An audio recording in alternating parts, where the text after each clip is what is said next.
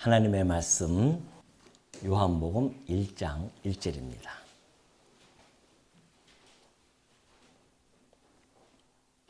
찾으신 줄로 알고 봉독해 드립니다.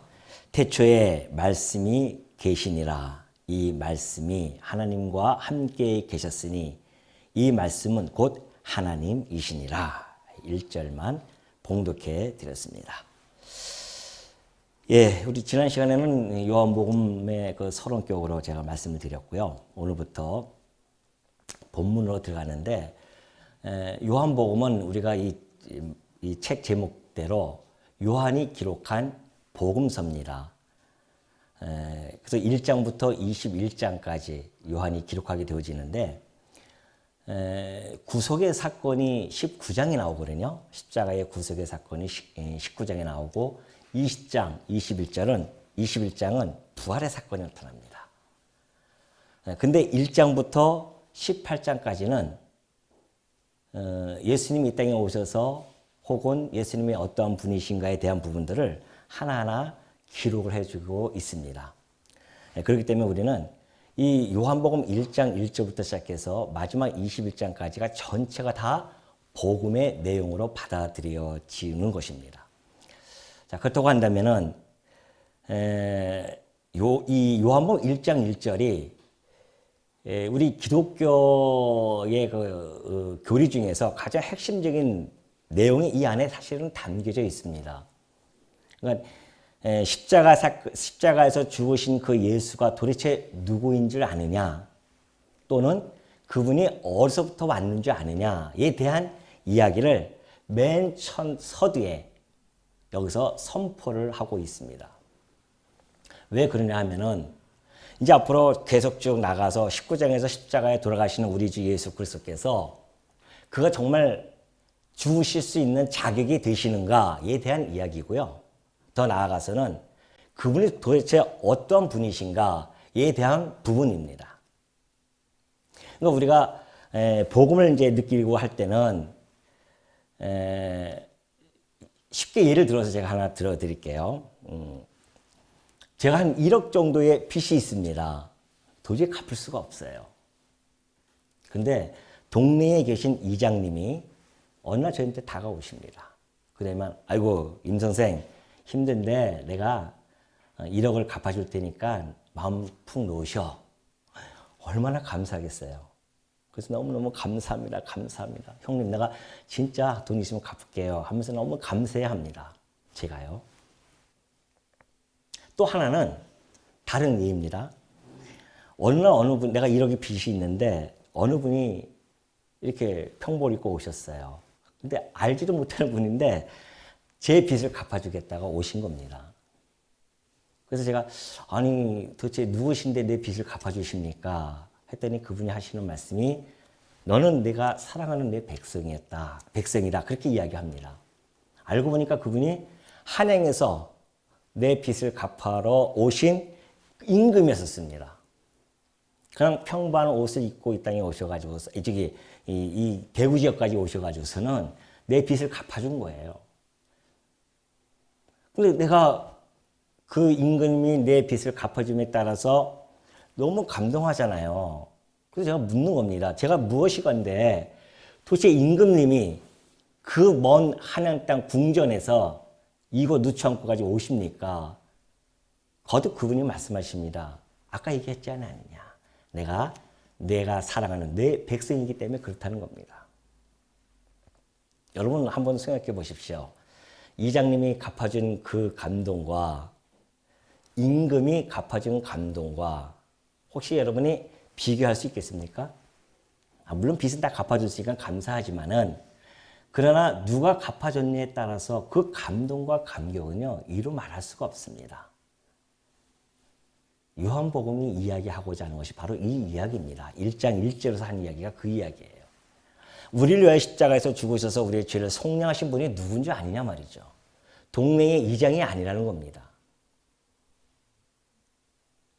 그분은 우리가 범접할 수 없는 그곳에서부터 오신 분이라는 겁니다. 그리고 그곳에서 계셨던 분이라는 것이죠. 그걸 밝혀줌으로 말미암아 19장, 이제 1장부터 쫙 흘러가다가 마지막 19장, 이제 19장에서 구속의 사건이 벌어질 때 우리로 하여금 탄성을 자아내게 하는 내용이 바로 1장부터 18장까지 있는 겁니다. 그러니까 우리가 이걸 잘 알아야 되죠. 요한복음 17장 3절 좀 한번 보세요. 요한복음 17장 3절. 오늘은 좀 이렇게 성경 좀 찾아야 할 부분이 많이 있기 때문에 제가 좀 만들어놨습니다. 자, 17장 3절 보면 그래요. 예수님이 하시는 말씀입니다. 영생은 너희가 영원한 생명을 얻고 싶어 하는데 그 영생은 곧 유일하신 참 하나님과 그가 보내신 자 예수 그리스도를 아는 것이니라. 그렇게 얘기합니다. 많은 사람들은 영원한 생명을 찾고자 애쓰고 돌아다니지만은 예수님은 명쾌하게 이야기하십니다. 참 하나님, 그러니까 이방 사람들이 알고 있는 그런 하나님 말고요. 거짓 하나님 말고 참 하나님, 살아 존재하고 계시는 참 하나님, 그 하나님을 아는 것입니다.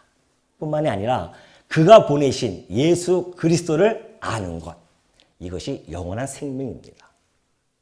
어떻게 우리가 알 수 있겠습니까? 그래서 예수님이 오신 거 아니겠습니까? 그것이 바로 요한복음 1장부터 쭉 나타나는 겁니다. 요한복음 1장부터 21장까지 여러분 살펴보면은 참 하나님을 우리가 알 수 있게 되어지고요.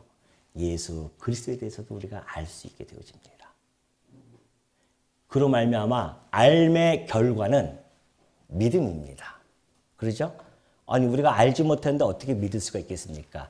그러니까 안다고 하는 것은 곧 믿음을 동반하는 것이고 믿음은 곧 영생의 결과를 낳게 되어집니다.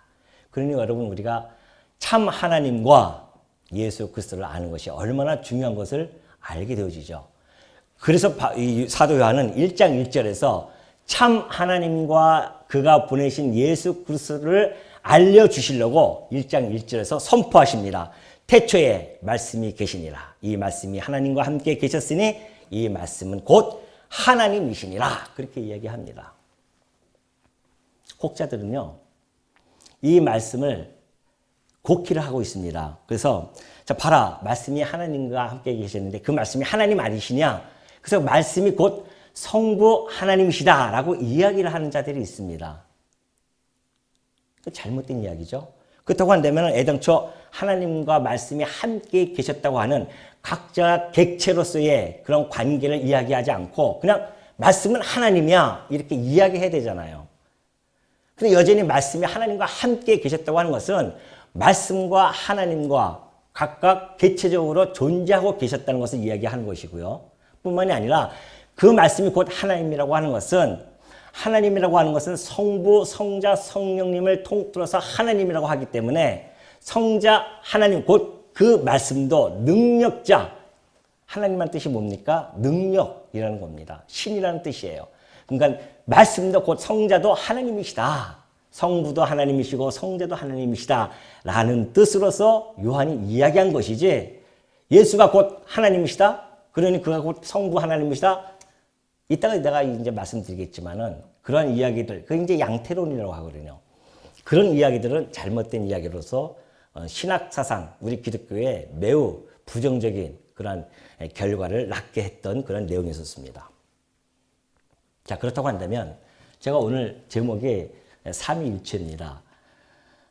이 삼위일체라고 하는 것을 여러분이 간과하시면 절대 안 됩니다. 왜 그러냐 하면은 여러분 세례 다 받으셨잖아요. 세례 받으실 때 어떻게 뭘로 받으셨습니까? 물로 받으셨죠. 근데 그 물을 하면서 목사님들이 지난번에 우리 하율이 세례할 때 어떻게 제가 했습니까?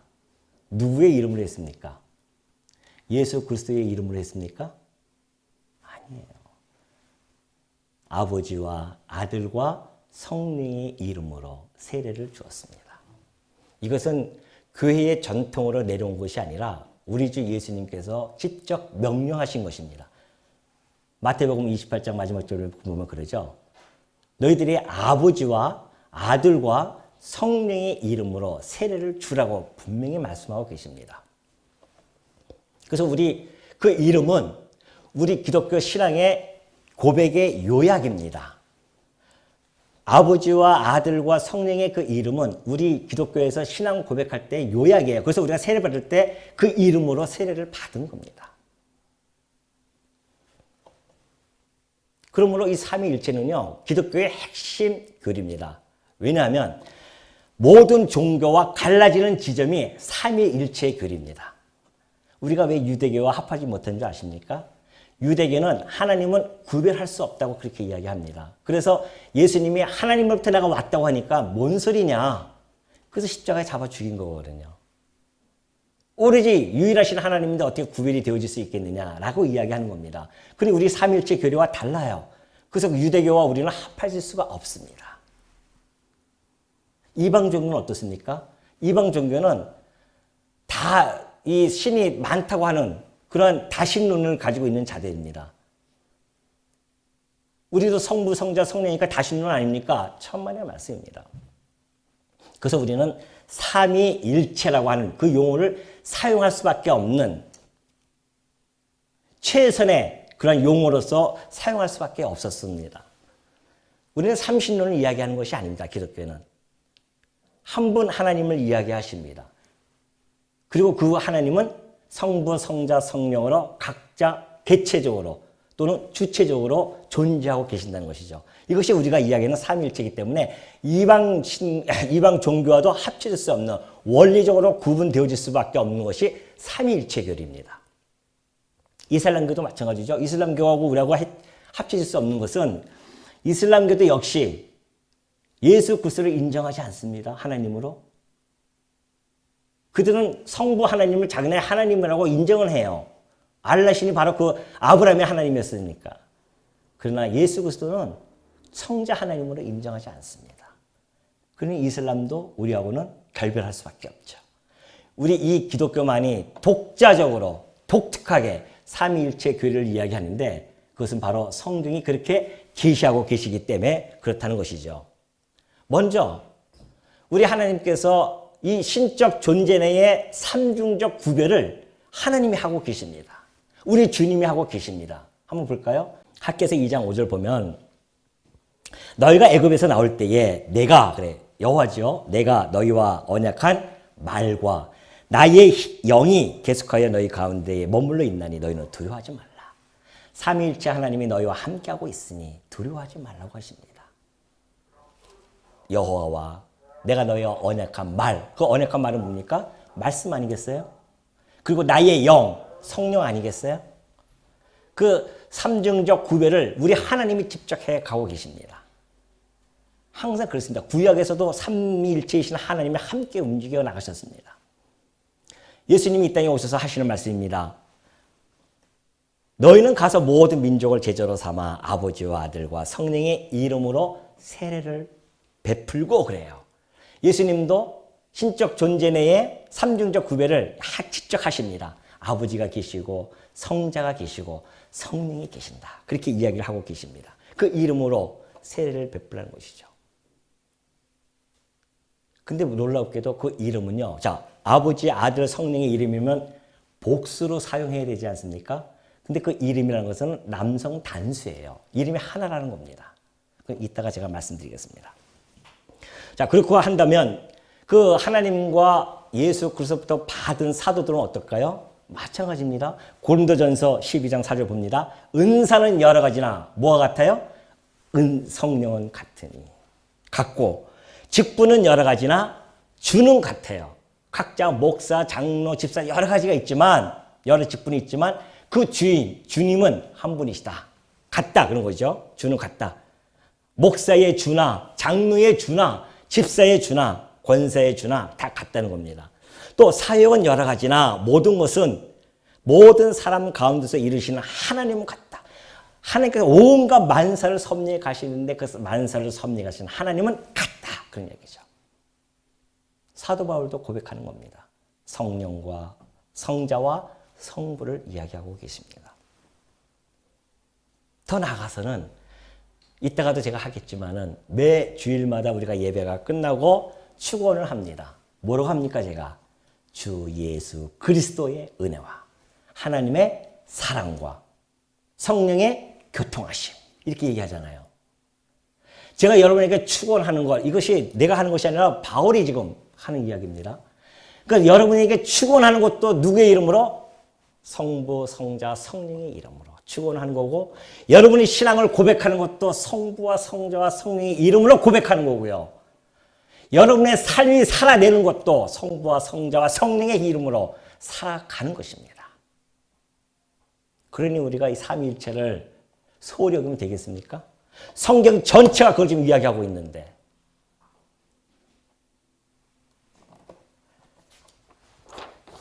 그러나 삼위일체라고 하는 것은 매우 오묘합니다. 그러니까 우리가 시간과 공간과 형상 속에 사는 우리들로서는 그 삼위일체를 어떻게 표현할 수가 없어요. 성부, 성자, 성령 하나님이 한 분이신데 그 세 분이 또 따로 계신다? 이걸 어떻게 표현하겠습니까? 신학자들이 고민하고 했던 그 용어가 삼위일체라는 그 용어를 사용하게 되어집니다. 그것도 한계가 있어요, 사실은. 어쩔 수 없습니다, 그러는데. 표현의 한계가 있기 때문에 그렇습니다.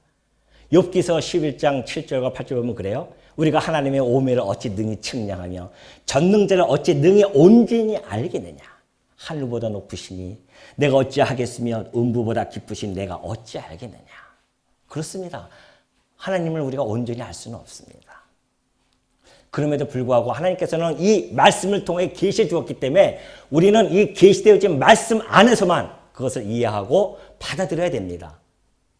더 이상 추측과 유추를 한다거나 그럴 필요는 전혀 없다는 것이죠. 자, 그러면 우리가 삼위일체라는 용어를 좀 더 쉽게 한번 좀 이해를 한번 해봅시다. 우리가 사용하는 그 용어로. 일체라고 하는, 삼위일체라고 하니까 어떤 사람들은 몸뚱아리는 하나인데 머리가 셋이 아니겠느냐 이렇게 이해하시는 분도 있는데요. 전혀 아닙니다. 일체라는 용어를 한번 곰곰이 한번 생각해 보십시오. 우리가 부부일체라고 사용하죠. 또는 군사부일체라고 사용합니다. 자, 그럼 부부일체라고 할 때 그 일체는 무슨 뜻일까요? 부부라는 것이 두 몸이 한 몸이 되어져서 한 덩어리가 된다고 하는 뜻이 아니잖아요. 그 일체라고 하는 것은 한 남자와 한 여자가 결혼했어요. 하나님께서 그러죠. 남자가 부모를 떠나 여자와 결혼해서 한 몸을 이루라고 하는 것이 한 몸을 이루는 뜻이 뭡니까 도대체? 한 덩어리가 되는 겁니까? 그런 뜻은 아니잖아요. 일체라고 하는 것이 남성과 여성이 같은 동등한 인격을 가지고 있는 자다. 그런 뜻입니다. 동등해요. 그러니까 하나님께서 옆구리에서 빼서 하와를 만든 겁니다. 만약에 저 발꼬락으로 만들었으면 얼마나 남자들이 여성을 무시하겠습니까? 혹은 또는 머리로 만약에 여자를 만들었으면 얼마나 또 이 남자 머리 위에서 또 그렇게 되어집니까? 하나님께서 그걸 아시고 옆구리에서 갈비뼈를 빼서 했다고 하는 것은 여성과 남성이 부부는 동등한 인격을 가지고 있는 자다. 동등성을 이야기합니다. 그 동등한 인격을 가진 두 남녀가 만나서 가정을 이룹니다. 그럼 그 가정 속에서 생각하고 계획하고 목적을 삼고 이런 것들이 다 어떻게 하겠습니까? 같을 거 아니에요. 그렇죠? 그래서 그 목적과 그 계획을 향해서 부부가 함께 힘을 합쳐서 행사를 행하고 있습니다. 그것이 곧 부부일체라는 이야기입니다. 군사부일체는 어떻습니까? 임금과 신하와 백성과 스승과 제자와 아버지와 그리고 이 자식 간에 그 모든 이 임금이나 스승이나 아버지가 한 몸이 아니라 그걸 얘기하는 것이 아니라 그들이 가지고 있는 권위, 위치, 그들이 베푸는 은혜 이런 것들이 뭐다? 다 같다는 겁니다. 그것이 군사부 일체라는 뜻이에요. 그러죠? 그러니까 보십시오. 우리가 노래 부를 때 스승의 은혜는 한이 없어라. 부모의 은혜는 한이 없어라. 다 노래 그 안에 들어가잖아요. 임금님의 은혜는 하와 같으십니다. 물론 그거는 뭐 문자적으로 그대로 되어지지는 않지만은 그래도 그들이 그러한 명제적으로나마 군사부일체라고 하는 것은 그런 것들이 다 하나의 일체라 그런 뜻을 가지고 있는 거죠. 일체라고 하는 것이. 그렇다고 한다면 그것도 충분한 설명은 안 되지만 그래도 우리가 가지고 있는 용어를 가지고 설명한다고 한다면 삼위일체 하나님께서는 각자가 성부와 성자와 성령이라고 하는 객체로 계시지만 그분의 본체, 그분의 본질 같다는 겁니다. 그래서 동일 본체, 동일 본질, 이것은 동일하고요. 그리고 성부, 성자, 성령은 각각 위격이 있기 때문에 그래서 삼위일체 이런 용어를 우리 정통 기독교에서 사용하는 것입니다. 자, 우리 한번 삼위일 모형을 한번 보도록 하겠습니다. 삼위일체 모형을. 이 모형은요,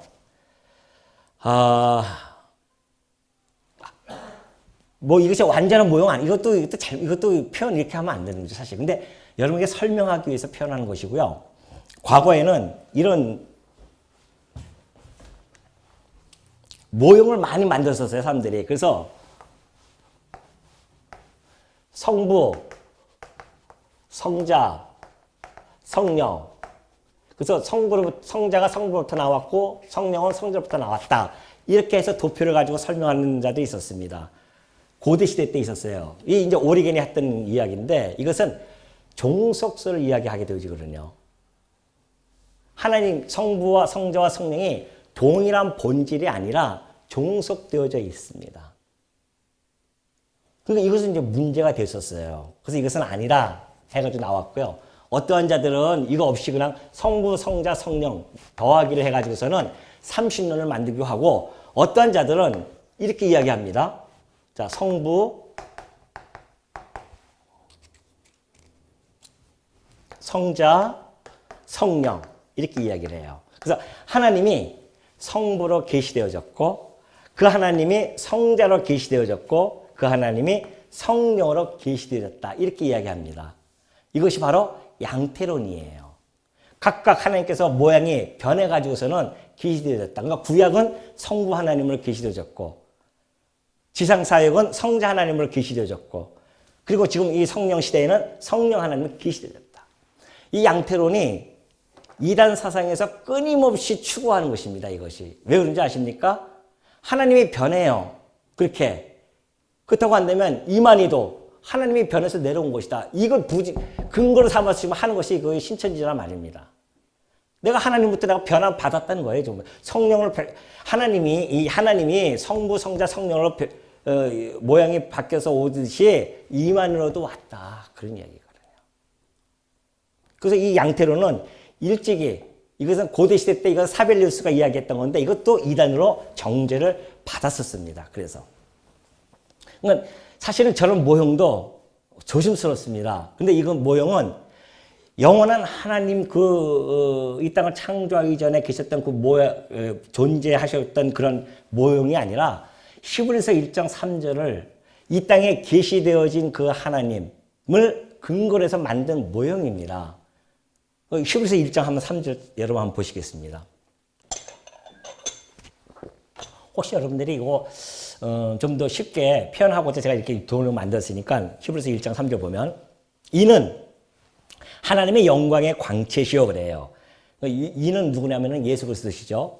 하나님의 영광의 광채시요 그 본체의 형상이시라. 그의 능력의 말씀으로 만물을 붙드시며 죄를 정결하게 하시는 일을 하시고 높은 곳에 계신 지극히 크신 이의 우편에 앉으셨으니 히브리서 기자가 그렇게 표현을 합니다. 하나님의 영광의 광채시고 본체의 형상이라. 그래서 제가 성부 하나님을 본체, 영광의 본체. 왜? 하나님은 영광으로 계셨기 때문에 그렇습니다. 그러니까 영광의 본체.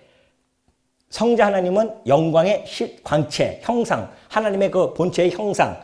이것도 사실은 위험스럽습니다. 사실은 제가. 그러나 여러분에게 말씀드리는 것은 쉽게 이해하기 위해서. 왜냐하면 예수님 성자도 하나님의 본체이십니다. 빌립보서 찾지 마세요. 제가 읽어드릴게요. 빌립보서 2장 6절 보면 그는 근본, 예수 그리스도는 근본 하나님의 본체십니다. 하나님과 동등됨을 취할 것을 여기지 아니하시고 오히려 자기를 비워 종의 형체로 오셨어요. 오셨단 말입니다. 그러니까 사실은 그리스도도 하나님의 본체입니다. 성령도 하나님의 본체고요. 그래서 동일 본체 이런 이야기를 한 겁니다. 우리 정통신학에서. 사실 다 본체예요. 근데 이 땅에 계시되어질 때는 성자 하나님께서 육신의 몸을 입고 이 땅에 오시잖아요. 원래 성부 하나님, 그러니까 이 영광의 하나님의 본체시지만 종의 몸을 입고 이 땅에 오셨어요. 그러나 그 안에는 하나님의 아버지의 광채가 있고 그리고 형상이 담겨져 있다는 겁니다. 그리고 이제 이 성령은 영광의 능력이라 그래요. 예수님이 세례 받으실 때에 성령이 비둘기처럼 임하셨고요. 뿐만 아니라 성령에 이끌려 마귀에게 시험을 받으러 가시기도 하시고 성령의 능력으로 갈릴리에 가셨다. 이런 표현들도 누가복음에 보면 있어요. 그러니까 예수님이 오셔서 그 일들을 해 나가실 때는 성령의 능력, 성령의 충만함으로 일을 해 나가십니다. 예수님 혼자서 해 가시는 것이 아니에요. 성부, 성자, 성령 하나님이 다 함께 해 가시는 겁니다. 이것이 우리 기독교에서 이야기하는 삼위일체에 대한 이야기죠. 그렇다고 한다면 아까 다시 돌아가서요. 삼위일체 하나님은 어떤 이름을 가지고 계실까요? 어떤 이름을 가지고 계실까요? 마태복음 28장 19절 아까 얘기했죠. 아버지와 아들과 성령의 이름으로 세례를 베풀라고 했는데 그 이름이 단수였었습니다. 단수였었어요. 그러니까 이름이 하나뿐이 없는 겁니다. 하나님의 이름은 하나예요. 자, 보십시오. 요한복음 17장 6절 보니까 그래 예수님께서 오셔가지고 세상 중에서 내게 주신 사람들에게 내가 아버지의 이름을 나타내었나이다. 이 땅에 오셔서 아버지의 이름을 나타냈어요. 아버지 이름이 뭡니까? 다 아시죠? 여호와 이름을 나타냈어요. 그들은 아버지의 것이었는데 내게 주셨으며 그들은 아버지의 말씀을 지키나이다. 11절 넘어가니까 또 이렇게 말씀하십니다. 나는 세상에 더 있지 아니하오나 그들은 세상에 있었고 나는 아버지께로 가옵나오니 거룩하신 아버지여 내게 주신 아버지의 이름으로 그들을 보존하사 그래요. 아버지께서 아들에게 이름을 주었어요. 그래서 그 이름으로 그들을 보존했다고 합니다. 어떤 이름을 주셨을까요?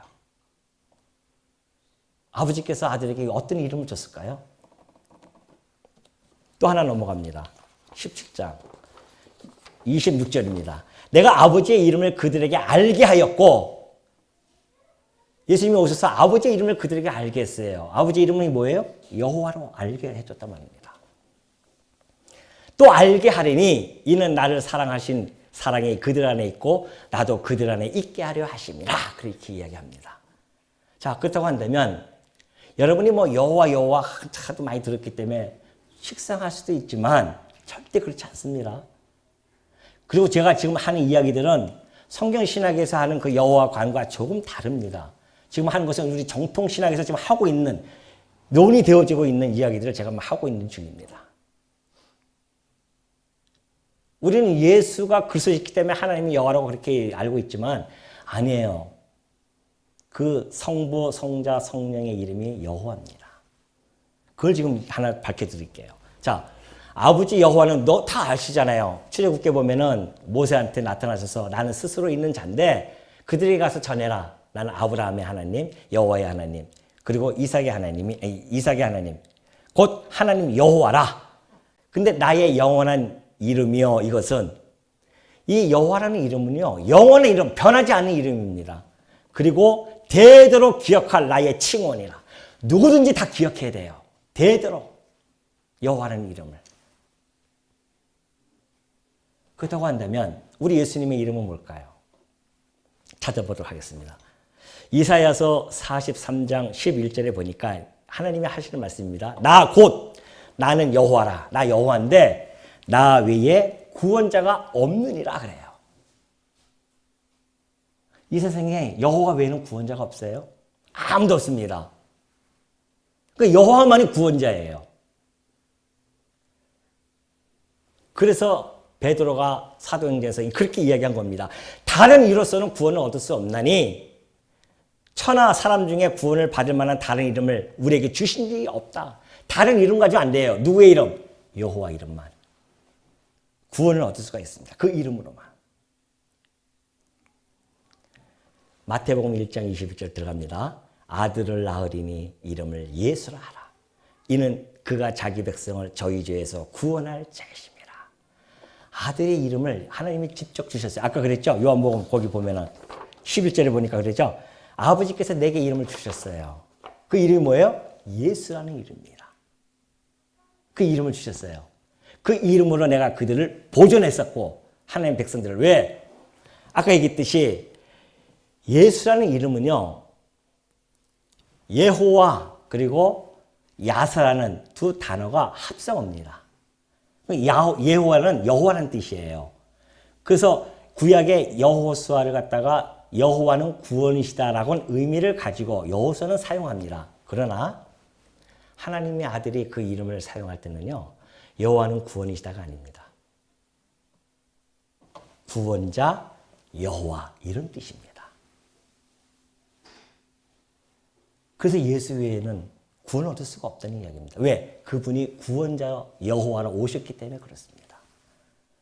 그분 이름이 여호와예요. 예수라는 이름이 바로 그 이름 뜻입니다. 구원자. 왜?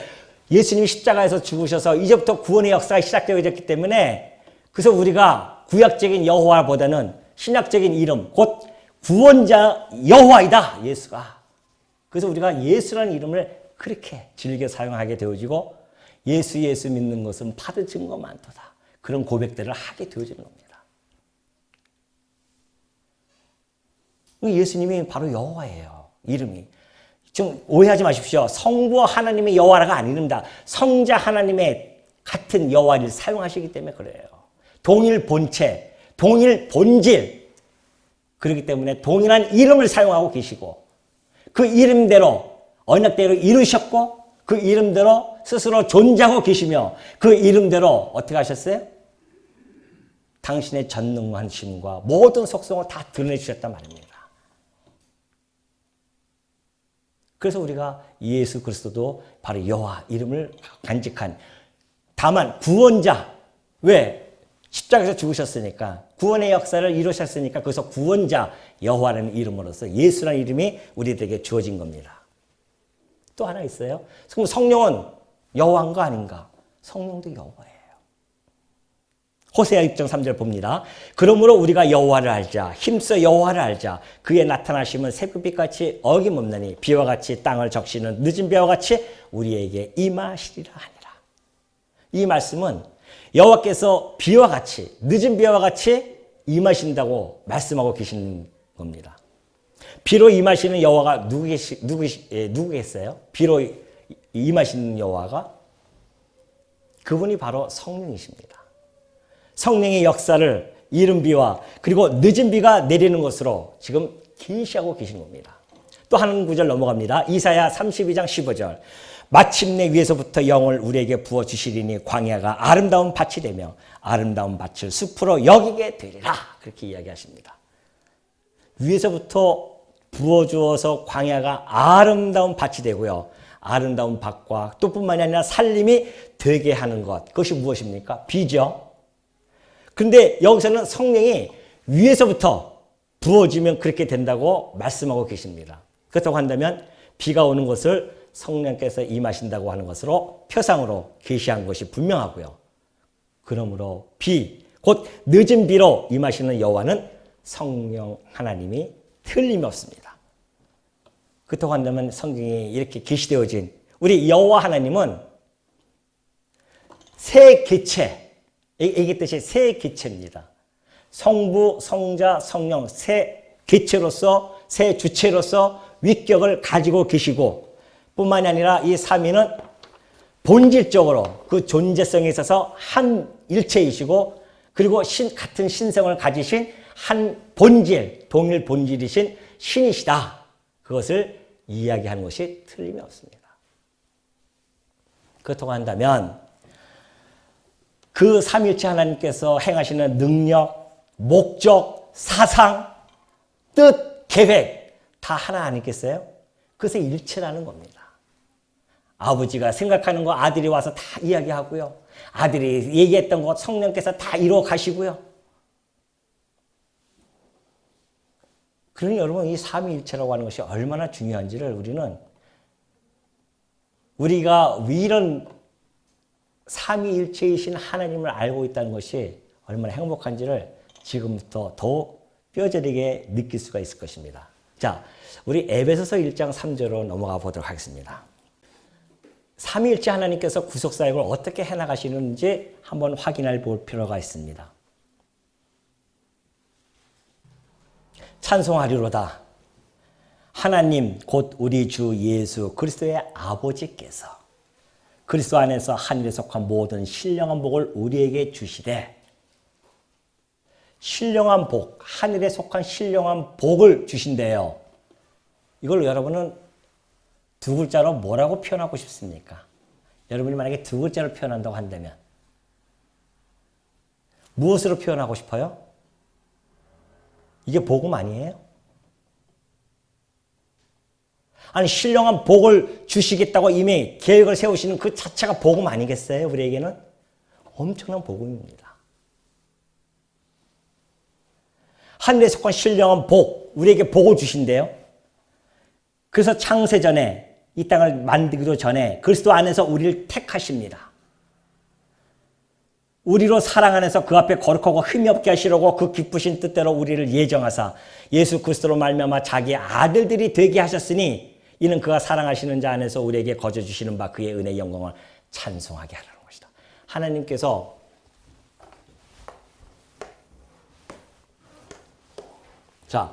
하나님께서 신령한 복, 우리에게 주시는 신령한 복이 있습니다. 이 신령한 복은 하나님의 자녀가 되어지는 복입니다. 그렇죠? 하나님의 자녀가 되게 하시려고 신령한 복.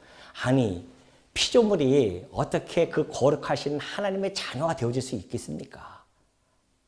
그 자체가 복 아니겠어요? 이게 복음이란 말입니다. 이때 복음이 이때부터 선포된 거야. 이때부터 복음이 선포된 것이 아니라 이때부터 이미 복음이 선포되어졌습니다. 신령한 복이. 근데 이 신령한 복을 주시려고 성부 하나님께서 뜻을 세웁니다. 기쁘신 뜻대로 우리를 선택을 합니다. 그리고 예정하십니다. 여러분, 이거 복음 아니에요? 복음 아닙니까, 이거?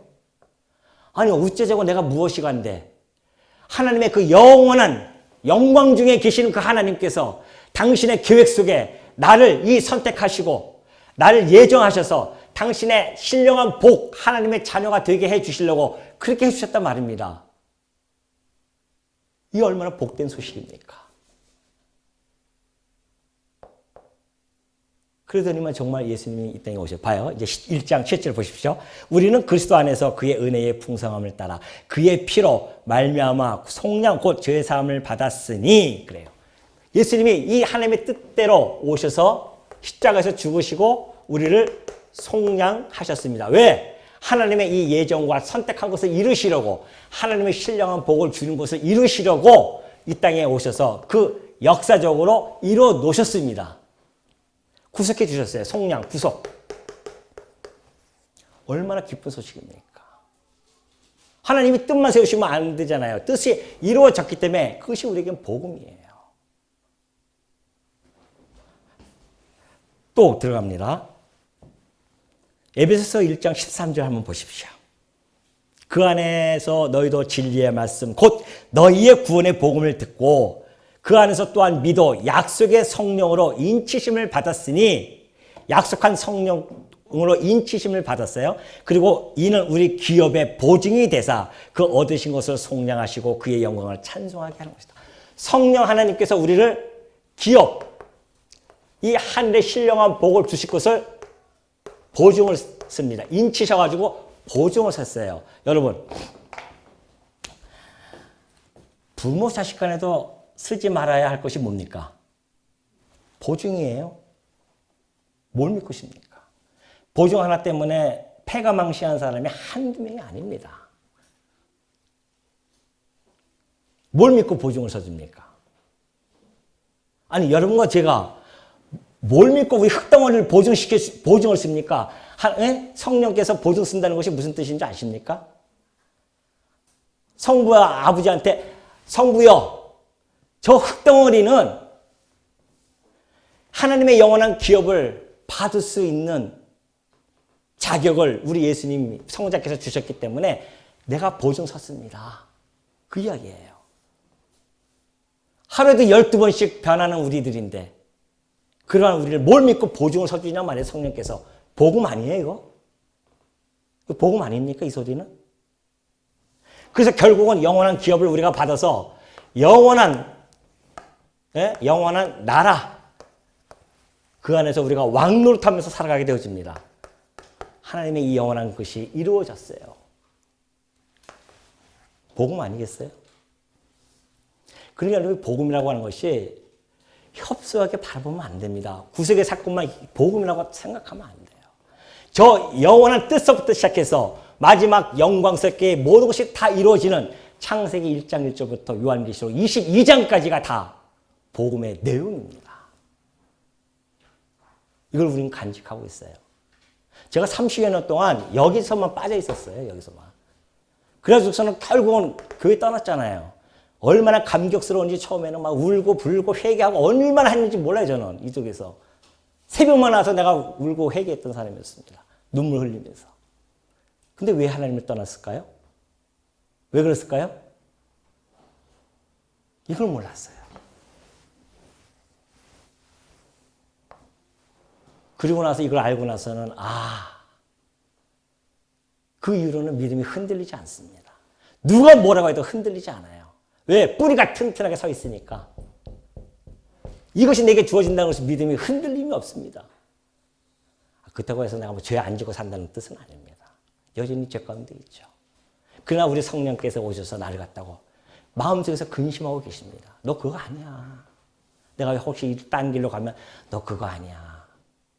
성령께서 나를 붙들어주고 계십니다. 나를 거룩하게 만드시려고 성령께서 역사하고 계십니다. 성령이 내 안에서 내주하고 있는 것이 복음 아닙니까? 성령께서 날 끝까지 견인해 나간다는 그 말씀이 내게는 복음이 아니란 말이죠. 다 복음이에요. 성부, 성자, 성령 하나님이 하시는 모든 일이 우리에겐 복음으로 다 들려오는 거란 말입니다. 그러니 여러분, 우리가 기도할 때 어떻게 기도합니까? 아버지한테 기도하잖아요. 누구의 이름으로? 성령의 이름, 예수님의 이름으로. 우리가 기도를 못하니까 누가? 성령께서 나로 하여금 마음에 소원을 두고 기도하게 하시고요. 우리의 삶이 기도인데 성삼위 하나님께서 내 안에서 작동하시면서 우리를 하여금 기도하게 하십니다. 우리를 하여금 살아가게 하십니다. 그래서 우리는 주 예수 그리스도의 은혜와 하나님의 사랑과 성령의 교통하심이 너희와 함께 있기를 날마다 축원하는 이유가 거기에 있는 겁니다. 성령 하나님의 예수 그리스도의 은혜가 여러분과 함께 있기를 원하고 성부 하나님의 사랑이 여러분과 함께 있기를 원하고 성령의 교통하심이 여러분과 함께 있기를 축원하는 그 이유가 바로 거기에 있습니다. 이것이 우리 기독교에서 추구하는 삼위일체론이고 이 삼위의 하나님을 알지 못한다고 한다면 유대인들은 성부 하나님만 주장하고 이방인들은 이 신들을 다 부정하고 오로지 우리 기독교만이 성부와 성자와 성령을 균형 있게 전함으로 말미암아 우리의 신앙이 균형 있는 삶. 이 복된 소식 들어보십시오. 얼마나 행복한가. 요즘 행복하지 않, 힘드니까 다 행복하지 않나 봐요. 저만 행복합니까? 왜 그런지 모르겠어요. 저만 행복해요? 난 너무 행복합니다. 지금 이 말씀 접하고 나서 내가 얼마나 행복한지 모릅니다. 아니, 내 신앙이 흔들리지 않는 것만 해도 얼마나 행복합니까? 내 뿌리가 여기서부터 시작되었구나. 그걸 알고 나니까 흔들림이 없어요. 누가 뭐라고 해도. 이것이 바로 우리가 가지고 있는 신학과 신앙의 강점입니다. 여러분들이 이 복된 소식을 들었고 지금 여러분 누리고 있는 중입니다. 절대 소홀히 여기지 마십시오. 우리가 가지고 있는 이 복음의 소리가 얼마나 행복하고 얼마나 크고 얼마나 이 하나님의 경륜을 전체를 바라볼 수 있는 이 복음의 메시지가 우리 귀에 들려지고 우리 마음속에 담겨진다고 한다면 내 주변의 상황이 어떤든 간에 나는 그 말씀 하나로 행복해하고 힘있게 당당하게 살아갈 수 있다는 것 여러분 잊지 마시기를 당부드립니다.